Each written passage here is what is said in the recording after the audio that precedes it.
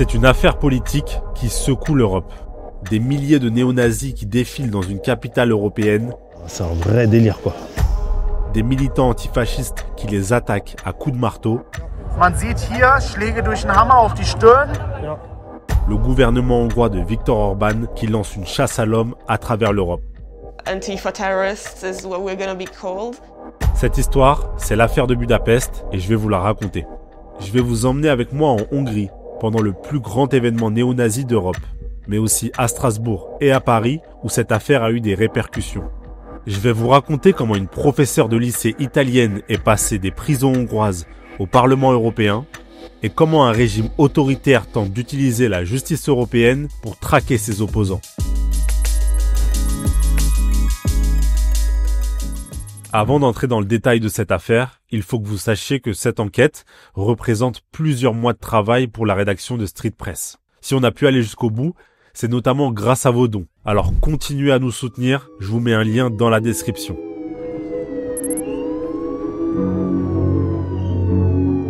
Là on est le 8 février, on est à Budapest, la capitale de la Hongrie. Vous le voyez autour de moi, il y a énormément de policiers, des flics civils, d'autres avec des chiens. Voilà, il y a un gros dispositif. En fait, ce qui se passe, c'est que juste derrière moi, il y a une manifestation antifasciste qui va commencer. Donc là, il y a une centaine de militants qui sont arrivés avec des banderoles contre l'extrême droite. On entend pas mal de langues étrangères aussi, donc je pense qu'il y a des Allemands, des Autrichiens peut-être dans le lot, et des Hongrois évidemment.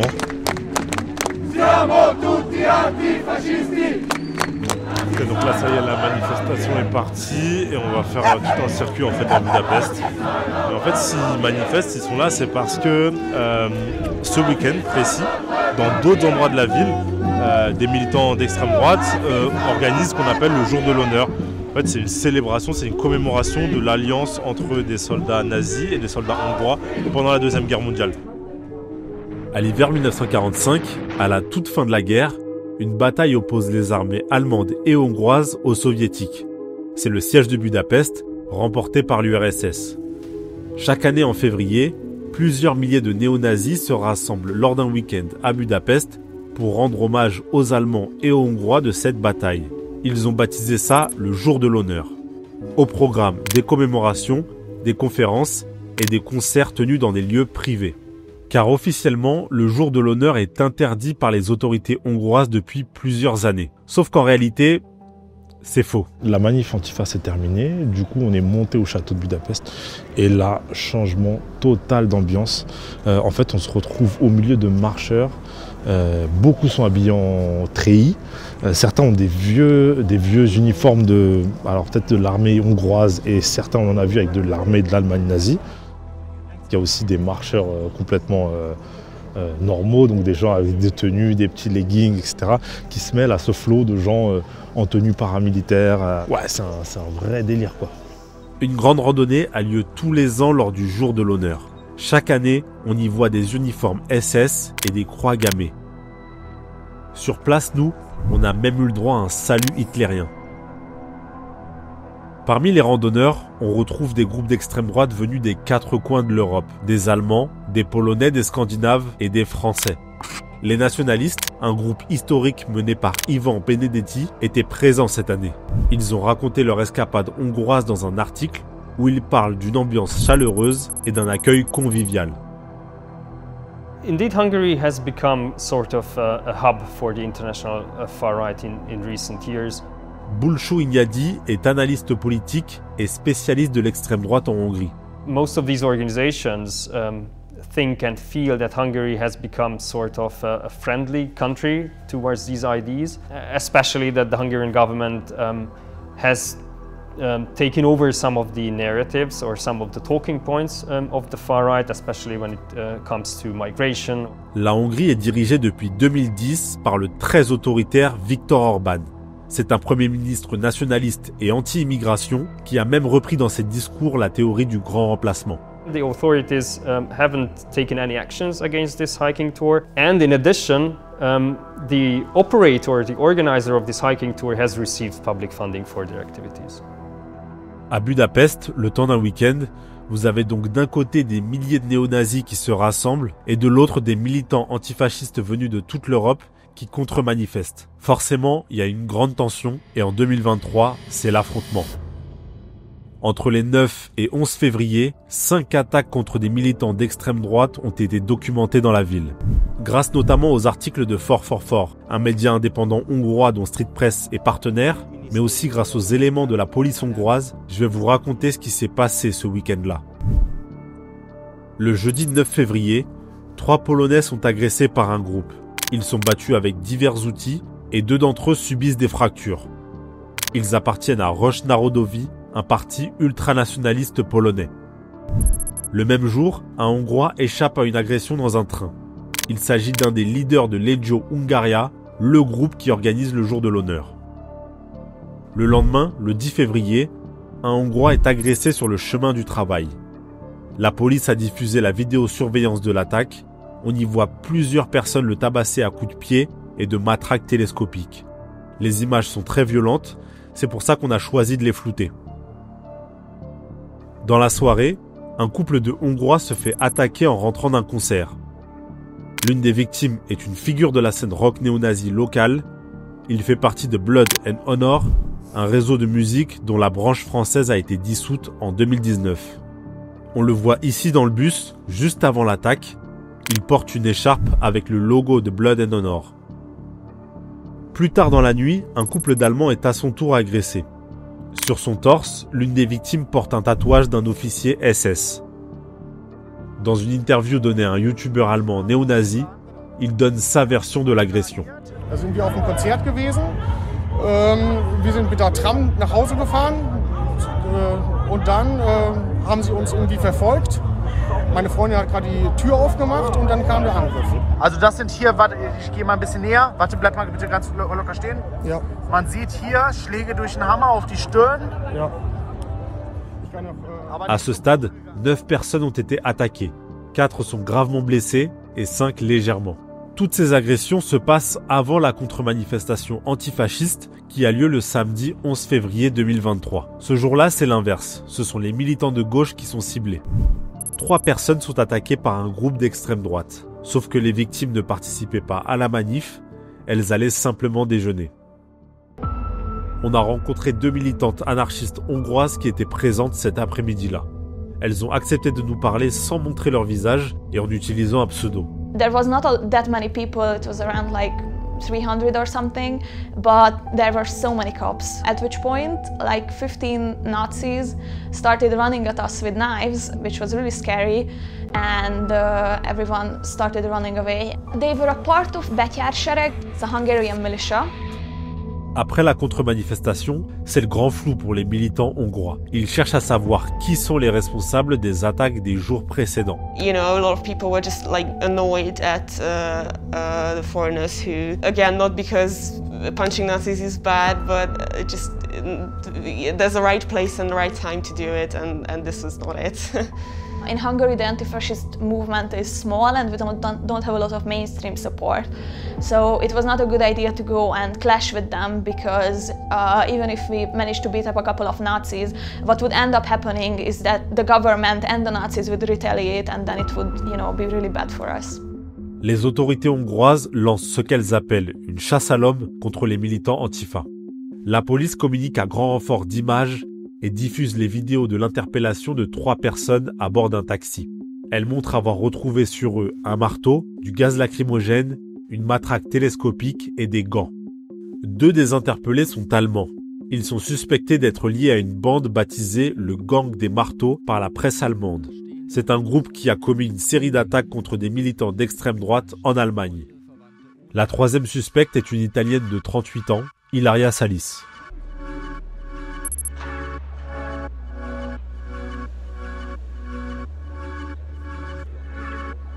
This is the hemicycle. So inside this big room, the plenaries take place. Depuis juin 2024, Ilaria Salis est députée européenne d'un parti de gauche italien. This is the place where we hold the delegation meetings normally. Elle partage sa vie entre Milan, Bruxelles et le Parlement européen de Strasbourg où on l'a rencontrée. Before my arrest in Hungary, I was a teacher and I was teaching in a high school near Milano. I was involved in the struggles in the cities of Milano, in Italy. En février 2023, Ilaria décide de faire le déplacement à Budapest pour manifester contre le jour de l'honneur. It was my first time in my life in Hungary, and I think that I came to know Hungary from its worst place. Son cauchemar commence avec son interpellation. Ilaria est accusée d'avoir participé aux violences et d'appartenir à une organisation criminelle. Elle est placée en détention provisoire dans une prison pour femmes de Budapest. I thought that I would have not survived, and I was full of spots from bites of bed bugs. We had mice inside, not inside the cell, fortunately, but in the yard. We had to stay closed in the cell the whole day. It was only for 1 hour we were allowed to go to the fresh air, but it didn't happen every day because sometimes the police forgot to take us down, and so you had to stay closed in a cell for 2 days or 3 days without going out, and the same was for the shower. I don't think they're human, it's human conditions. En janvier 2024, son nom et son visage font le tour des médias européens. Lors du premier jour de son procès, Ilaria Salis entre dans la salle d'audience, enchaînée aux mains et aux pieds. Elle est même tenue en laisse par une policière. En Italie, les images choquent et le ministre des Affaires étrangères convoque l'ambassadeur de Hongrie. Les deux alliés d'extrême droite, Giorgia Meloni et Viktor Orban, s'entretiennent même sur le sujet. Di cui ho parlato col primo ministro ungherese per garantire che ai nostri connazionali venga ovviamente riservato un trattamento di dignità, di rispetto, un giusto processo. When I see me in chains, I still feel badly. It's still humiliating, and it makes me suffer still now when I see these pictures. Quell'accusa della procura ungherese, per cui rischia fino a 24 anni.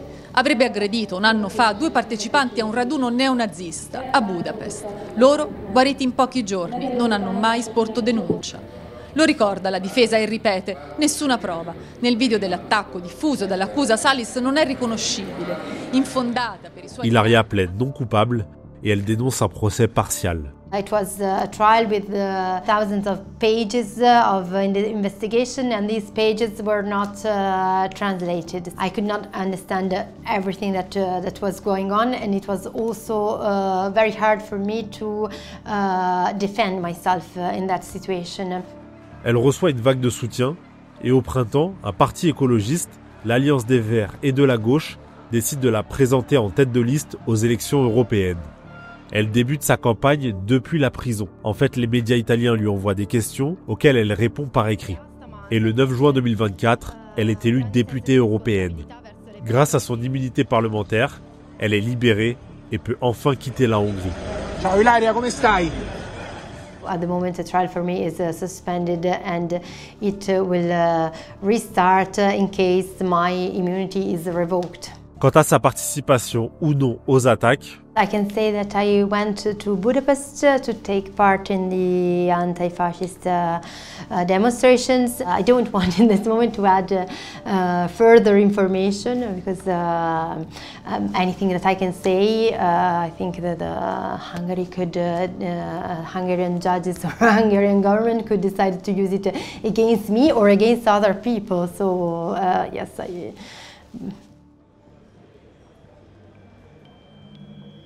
Cette affaire a même eu des répercussions en France. Regino Albazage est un militant antifasciste né en Albanie, mais qui a grandi en Italie avant de s'installer en Finlande. Tout le monde l'appelle Gino. Après sa participation à la contre-manifestation du jour de l'honneur, il est placé sous le coup d'un mandat d'arrêt européen. Pour échapper à son extradition vers la Hongrie, Gino décide de fuir la Finlande et se retrouve en cavale en France. Et en novembre 2024, il est arrêté en plein Paris. I was going simply to a football game. The police, who was like coordinated by the Susdirektion Antiterrorist. They were monitoring me for some time and then they arrested me. They brought me to the police station. I was in garde à vue for 2 days. Gino est incarcéré à la maison d'arrêt de Fresnes. Comme Ilaria Salis, Gino est accusé d'avoir participé aux violences contre les militants néo-nazis. La France doit décider ou non de le remettre à la Hongrie où il risque jusqu'à 16 ans de prison.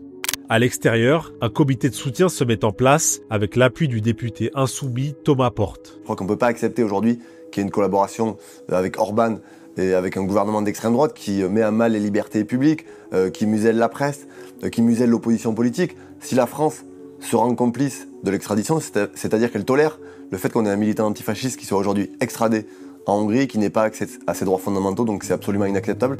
Sur Street Press, on a consacré plusieurs articles à l'histoire de Gino. Mes confrères Léa Gasquet et Noman Kadoré l'ont d'ailleurs rencontré à Fresnes dans sa cellule.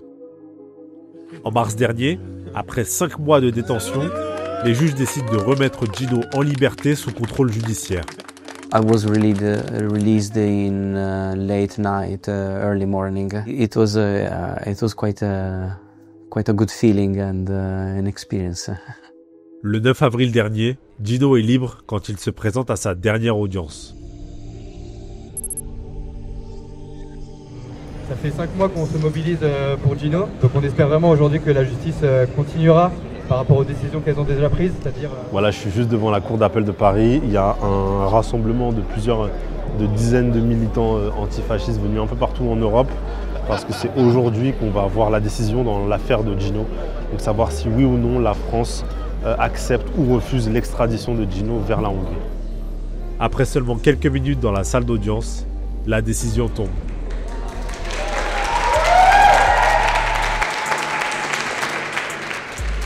Les juges refusent l'extradition. Ils estiment que si Gino était transféré en Hongrie, il serait susceptible de subir de la torture et de ne pas avoir un procès équitable. C'est un véritable soulagement et c'est la victoire de semaines et de mois de mobilisation. Et ça dit encore que la justice française, elle peut avoir dans des moments des éclairs de lucidité, où elle peut se positionner très clairement pour protéger un militant antifasciste, refuser de le livrer au pouvoir hongrois, qui est encore une fois un pouvoir d'extrême droite autoritaire, qui détourne les mandats d'arrêt européens pour faire la chasse pas simplement aux militants antifascistes, mais à tous ses opposants politiques. Ok, aujourd'hui, nous pouvons reposer, nous avons gagné, bien sûr, mais ce n'est pas fini. Il y a encore les autres camarades italiens et allemands qui sont cherchés par les régimes d'Orban. On a beaucoup de travail à faire encore, ce n'est pas fini. Le combat de Gino et d'Ilaria contre le pouvoir hongrois continue. Ils réclament désormais la libération de Maya. C'est une militante antifasciste non-binaire allemande. Yel a été arrêtée à Berlin avant de se faire extrader en 2024 vers la Hongrie contre l'avis de la Cour constitutionnelle allemande. Maya est aussi accusée d'avoir participé aux violences. Son procès a débuté en février dernier à Budapest. Comme Ilaria Salis, Maya est apparue enchaînée aux mains et aux pieds et dénonce ses conditions d'emprisonnement. Au moment où j'enregistre cette vidéo, son procès est toujours en cours. Au total, 18 militants ont été identifiés par la Hongrie. En Allemagne, 6 d'entre eux se sont rendus aux autorités et sont en attente d'audience, tandis que l'Italie, comme la France, a refusé de livrer un militant à la Hongrie. Voilà, c'est la fin de cette vidéo. Sur Street Press, on va continuer à suivre de près cette affaire. Si vous ne voulez pas manquer nos futures vidéos, n'oubliez pas de vous abonner sur tous nos réseaux.